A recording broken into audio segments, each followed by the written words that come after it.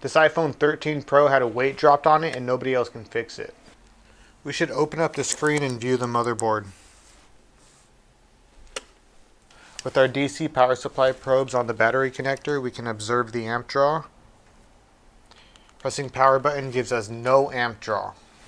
For hard drops on the iPhone 13 Pro, check your NAND capacitor. This one here tends to go bad. By measuring with our multimeter, we can see it's short. The simple solution is to remove the capacitor. By measuring the pads, we can see the line is no longer short. So here is the moment of truth.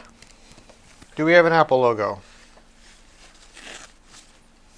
Apple logo.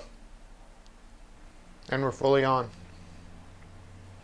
Easy fix.